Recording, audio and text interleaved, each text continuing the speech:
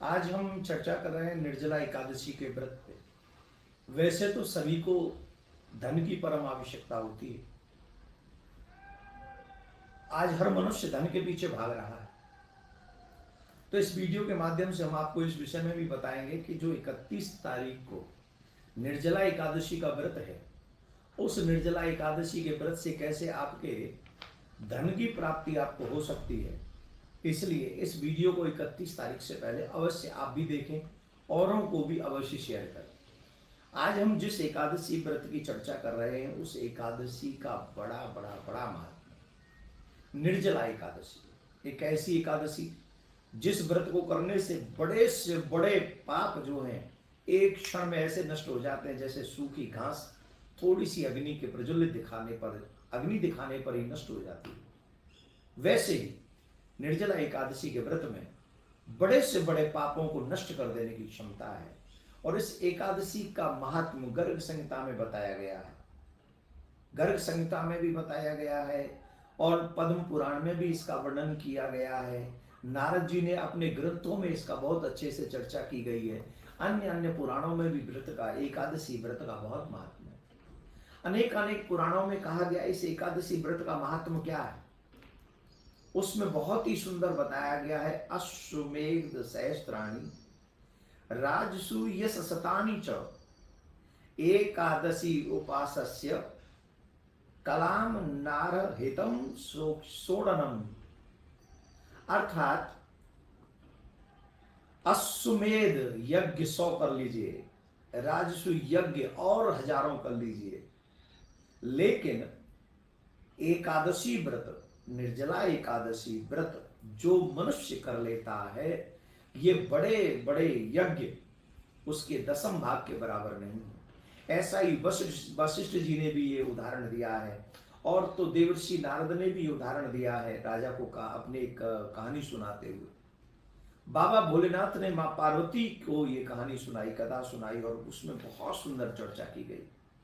मैं चर्चा उनके विषय में करूंगा तो ये वीडियो बहुत लंबी हो जाएगी और मैं चाहता हूँ शॉर्ट वीडियो बनाऊं 3-4-5 मिनट का, जिससे आप लोग कम समय में इसका पूरे को सुन ले, पर थोड़ा बड़ा हो जाए तो इसको समझ भी लीजिएगा। आप ये समझ लीजिए निर्जला एकादशी व्रत करने का महात्म क्या है। जो मनुष्य निर्जला एकादशी व्रत करता है वो 10 पीढ़ी अपने पिताजी की और 10 पीढ़ी अपनी माताजी की और 10 पीढ़ी अपनी पत्नी की तार देता है। जो मनुष्य निर्जला एकादशी व्रत करता है, इतना बड़ा इसका महात्मा है। और इतना ही नहीं, इसमें कई चीजों को मैं डाउट आपको थोड़ा क्लियर कर देता हूं, इसको थोड़ा विस्तार से लग जाए तो देखिए। एक और चीज समझिए, कई लोग कहते हैं महाराज हम पे व्रत निर्जला नहीं रहा जाता है। देखो, खाने पीने का मतलब व्रत नहीं है। साइंस भी इस बात को स्वीकार कर चुकी है कि अगर हम कम खाएंगे तो ज्यादा जिएंगे। हमारे शरीर को भी रेस्ट चाहिए, जो अंदर हमारी मशीन है उसको भी रेस्ट चाहिए। तो जब आप व्रत रहते हो, जब आप उपवास करते हो तो कुछ खाते नहीं हो, तो आपकी मशीन वर्क नहीं करती है, तो उस समय रेस्ट लेती है। आप भी हफ्ते में एक दिन रेस्ट लेते हो, है ना। तो इसका बहुत बड़ा महत्व है।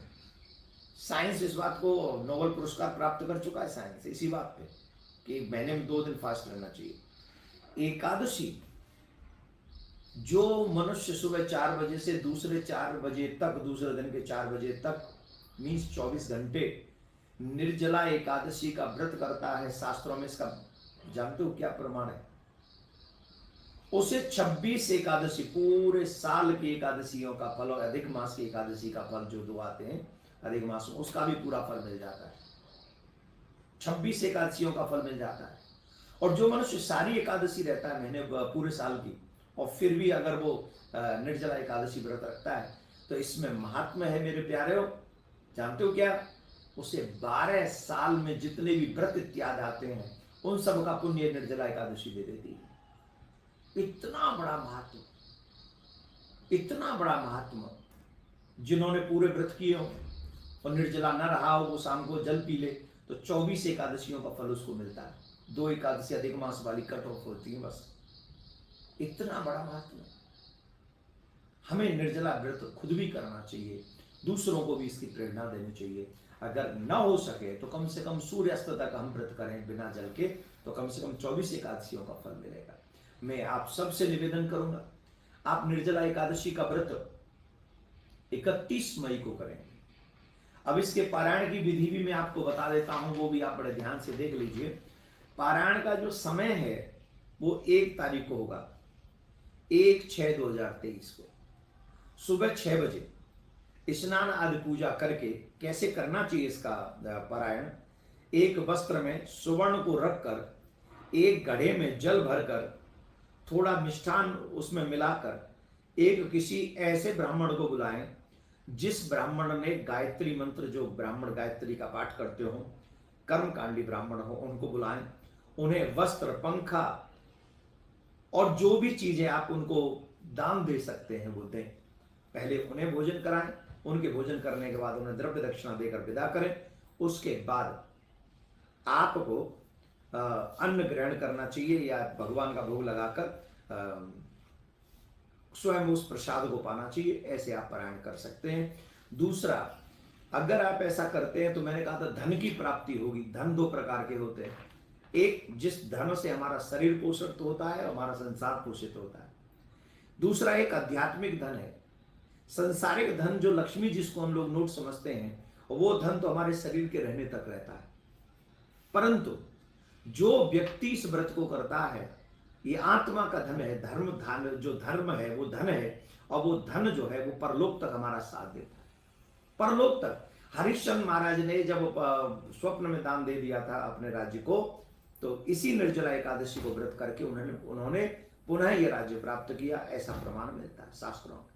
दूसरा, भीम ने जब भगवान श्री कृष्ण से कहा कि भाई मैं नहीं रह सकता व्रत, तो भगवान ने कहा तुम निर्जला एकादशी का व्रत करो, तुम्हें साल की सभी एकादशियों का फल मिलेगा।